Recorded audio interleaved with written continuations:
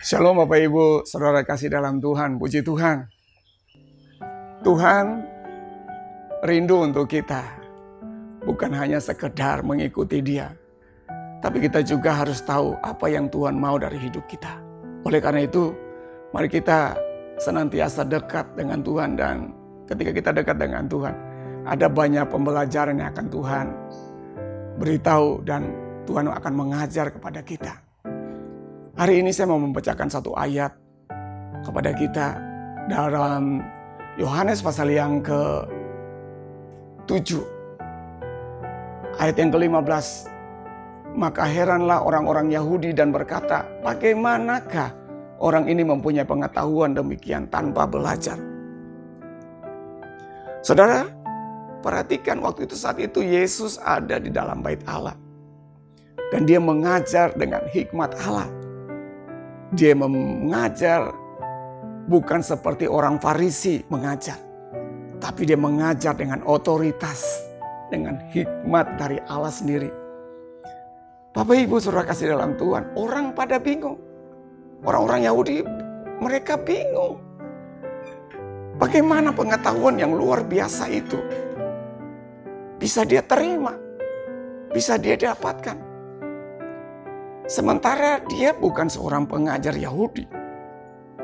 Dia seorang yang hanya membuka ayat di dalam hukum Taurat dan dia membacanya. Kemudian mereka menjadi terheran-heran. Bapak Ibu Saudara kasih dalam Tuhan, perhatikan ini. Jika seseorang yang suka dekat dengan Tuhan dan hidup bergaul dengan Bapaknya, dia pasti akan menerima hikmat dari Bapaknya. Yesus, walaupun dia sebagai anak, pada saat itu dia mengajar dengan hikmat Allah. Dia mengajar sehingga orang-orang Yahudi yang menjadi pengajar, para imam-imam pun juga mereka terheran-heran dari mana dia bisa sepintar itu. Dia bisa dapat hikmat seperti itu untuk mengajar mereka yang usianya lebih jauh daripada dia. Mereka yang usianya lebih tua daripada dia. Pelajaran apa yang bisa kita terima pada saat ini? Pelajaran yang bisa kita terima hari ini adalah, pertama, ketika kita mau menjadi seorang murid, kita harus belajar dari guru kita. Siapa guru kita? Yesus sendiri. Yesus akan mengajar kita. Dari mana kita tahu Yesus mengajar kita? Bacalah Alkitab. Itulah tulisan Allah yang Tuhan berikan kepada kita. Tulisan daripada para murid-murid Yesus yang menulis segala hal tentang kehidupan Yesus pada saat dia ada di muka bumi ini.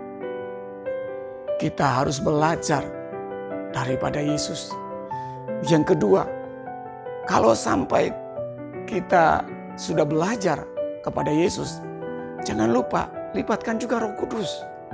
Karena Roh Kudus adalah pribadi yang akan mendampingi kita. Tidak ada orang yang pintar. Ada orang cuma yang mereka yang mau belajar. Plus mereka yang mengandalkan Roh Kudus. Jadi kita boleh punya banyak buku. Kita boleh punya banyak pengetahuan. Tetapi ketika kita tidak melibatkan Roh Kudus di situ, maka pengetahuan yang kita berikan bukan hikmat Allah. Tapi ketika kita mengandalkan Roh Kudus, melibatkan Roh Kudus, pengetahuan kita ada. Plus dengan Roh Kudus, maka pengetahuan kita akan membuat orang lain sampai terheran-heran. Kenapa? Karena cara mengajar kita berbeda dengan cara mengajar ahli Taurat dan orang Farisi.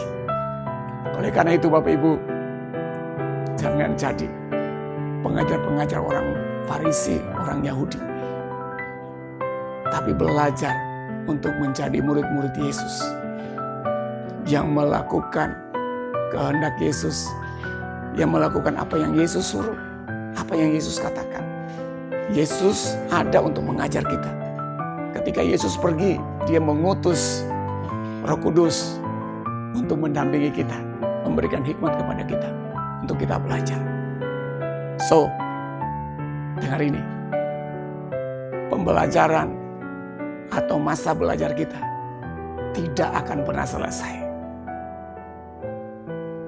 Belajar kita, pembelajaran kita akan terus sampai kita meninggal, sampai kita mati. Setelah itu selesai.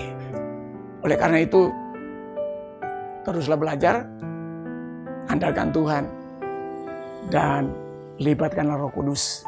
Tuhan Yesus memberkati. Kalau saudara diberkati oleh Tuhan, jangan lupa like, subscribe, share, tekan tombol lonceng, biar banyak orang yang diberkati. Tuhan Yesus memberkati.